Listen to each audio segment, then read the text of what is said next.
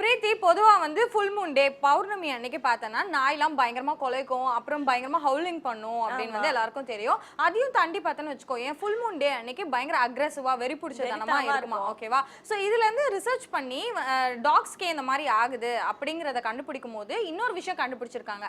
என்னன்னு பார்த்தனு வச்சுக்கோ, ஏன் நார்மல் காமன் டேஸ்ல வந்து நம்ம டாக் பைட் பண்ணா, நாய் கடிச்சதுன்னு வச்சுக்கோ, ஏன் எந்த அளவுக்கு வலி இருக்குமோ, எந்த அளவுக்கு டிசீஸால நம்ம அஃபெக்ட் ஆகுமோ, அதை விட டபுளா வந்து பௌர்ணமி அன்னைக்கு நாய் கடிச்சா நம்ம அஃபெக்ட் ஆகுமா? அப்ப ரொம்ப டபுள் வேரியா கடிக்கும் போல இருக்கு. ரொம்ப வந்து இன்ட்ரெஸ்டிங்கான ஒரு ஃபேக்ட் தான் சொல்லிருக்கீங்க. சோ பௌர்ணமி அன்னைக்கு நாய்கள் கிட்டயும் நம்ம ஜாக்கிரதையா இருக்கணும் போல இருக்கு. ஓகே, சோ இந்த சூப்பரான ஃபேக்ட் தொடர்ந்து நம்ம நெக்ஸ்ட் என்ன பார்க்க போறோம் அப்படின்னு பாத்தீங்கன்னா, ஹியூமன் லைஃப் ரொம்ப பீஸ்ஃபுல்லா போறதுக்கு என்னென்ன வழிமுறைகளை ஃபாலோ பண்ணணும், நல்ல பாதையில கொண்டு போக என்னென்ன ஃபாலோ பண்ணணும் அப்படின்றத சொல்றதுக்காக நம்மளோட சத்குரு ஜக்கி வாசுதேவ் ரெடியா காத்துட்டு இருக்காரு. பாத்துடலாமா? பாத்துடலாம். இது மனமே கேள்.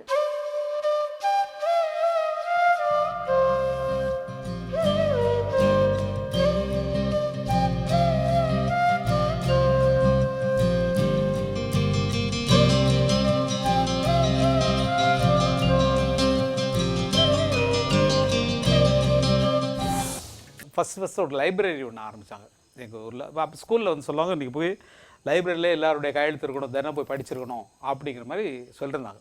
சொன்னபோது போனால் எங்கள் ஊர் லைப்ரரியில் எல்லா புக்ஸ் இருக்குது. ஆனால் எனக்கு கண்ணில் பட்டது வந்து 18 சித்தர்கள் பாட்டு. அதுக்கு முன்னால் எனக்கு தெரியாது, சித்தர்களை பற்றியோ மற்றவர்களை பற்றியோ தெரியாது. அதை எடுத்து படித்தா ஏதோ ஒரு ரகசியம் இருக்குது, ஆனால் புரியலையே இன்னும் புரியல.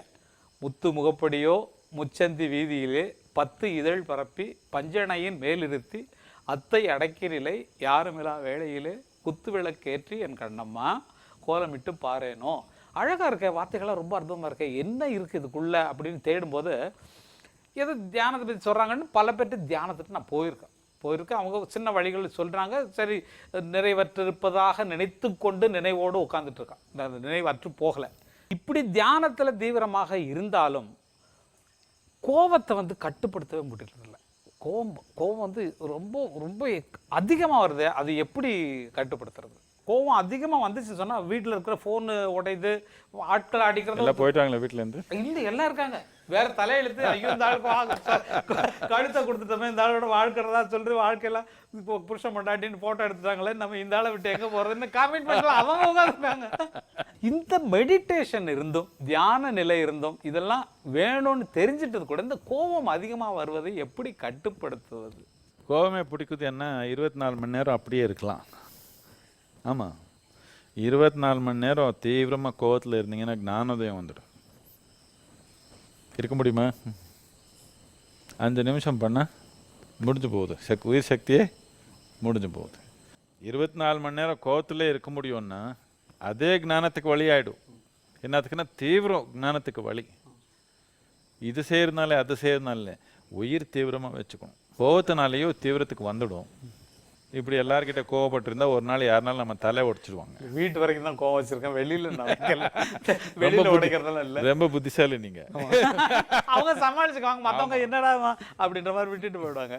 இப்போ தியானம்ன்றது எதுக்கு நாம் ஒரு விஞ்ஞான பூர்ணமாக முறைப்படியாக கற்றுக்கணும்னு இப்போ ஈசா மையம் உருவாக்குனது. தமிழ்நாடு முழுக்கமாக தியானம் சொல்லி கொடுக்குறது.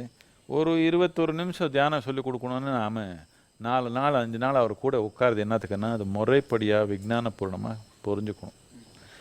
இது அப்படி புரிஞ்சுக்காம எதோ ஒரு தியானம் பண்ண போனால் இதனால் பலவிதமான பாதிப்பு வரதுக்கு வாய்ப்பு இருக்குது. ஒரு 20 வருஷத்துக்கு முன்னாடி இந்த பெங்களூரில் நிம்ஹான்ஸ் இன்ஸ்டியூட்னு இருக்குது, தெரியுமா? அங்கே போயிட்டீங்களா?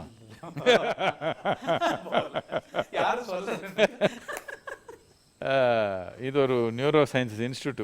இப்போ எப்படி சென்னையில் கில்பாக் இருக்குது அந்த மாதிரி அதுக்கு மேலே பெருசு இது. அப்போ நான் போக வேண்டிய இடம் தான். அங்கே அந்த ஒரு 20 வருஷத்துக்கு முன்னாடி அந்த 85லேயோ என்னமோ அதில் அட்மிட் ஆன மக்களில் 8% மக்கள் எல்லாமே தப்பான ஆன்மீகம் பண்ணி வந்தவங்க. இப்படி லட்சக்கணக்கில் இருக்கிறாங்க. தப்பாக ஆன்மீகம் பண்ணி தப்பான யோகம் பண்ணி புத்தகத்தில் படிச்சுட்டு யோகா பண்ண போய் பிடிச்சிருச்சு. இப்போது நமக்கு கோவம் வருதுன்னு என்ன, இது கோவம்னு பார்க்க வேண்டாம். அடிப்படையாக நம்ம மனம் நம்ம கண்ட்ரோலில் எல்லாமே போயிடுச்சு. நீங்கள் ஏதோ கொஞ்சம் கண்ட்ரோலில் வச்சுருக்கீங்க, வீட்டில் மட்டும் எங்கே வெளியே போனால் கஷ்டம் வருதுன்னு கொஞ்சம் புரிஞ்சு இருக்கிறீங்க. பட் கொஞ்சம் அப்படி எல்லாம் தாண்டிடுச்சுன்னா ரோட்லேயே வந்துடும். மேடை மேலே வந்துச்சுன்னு சொன்னீங்களே, மேடை மேலே வந்துருச்சு. ஆமாம், மேடை மேலே வந்துச்சு. இப்படி தவறான பாடல்களை விரும்பி கேட்குறீங்களே, இதுக்கு அர்த்தம் இது அப்படின்னு சொல்கிறோம்னா அந்த பாட்டு எழுதுறவங்களுக்கு வலிக்குது, அந்த மியூசிக் போட்டவங்களுக்கு வலிக்குது, அதில் நடித்த ஹீரோவுக்கு வலிக்குது. அதை பற்றி நான் உணரல. என்னுடைய சிந்தனை என்னென்னா, மோசமான பாட்டு கேட்குறீங்களே, இந்த பாட்டை நான் எப்படி பாடுறதுங்கிற மாதிரி. எது மோசமாக இருக்குதோ மோசமாக இருக்குதுன்னு சொல்லலாம். ஆனால் நான் மோசமாக நடந்துக்க தேவையில்லையே. நம்ம கோவம் வந்துட்டா நாம கொஞ்சம் மோசமாக தானே நடந்துக்குவோம். இனிமேல் தான் கண்ட்ரோல் நான் வரணும்னு நினைக்கிறேன். அதனால் இந்த கோவம்ன்றது பைத்தியத்துக்கு முதலாவது படி. ஓ ஆமாம், டெய்லி 3 தடவை கோவம் வந்துருச்சுன்னா உங்களுக்கு, நீங்கள் இன்னொரு 6 மாதத்தில் போகிறீங்க. ஒரு நாள் எவ்வளோ தடவை வருது?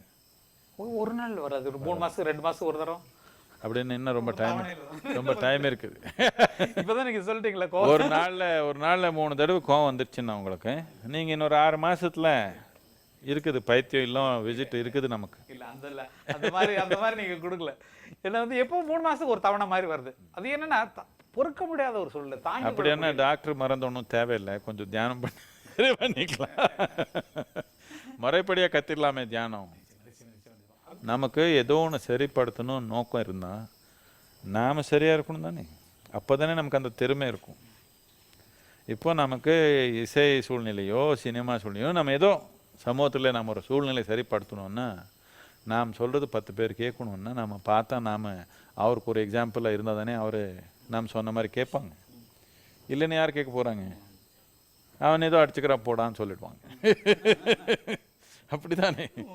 அதனால நீங்கள் அமைதியாக சரிப்படுத்தினீங்கன்னா சரிப்படுத்துறதுக்கு வாய்ப்பு இருக்குது. கத்துனீங்கன்னா கூடிய சீக்கிரமே பாடுறதுக்கு பதிலாக கத்துனீங்கன்னா என்ன சரிப்படுத்த முடியும்? ஒன்றும் ஆகாது.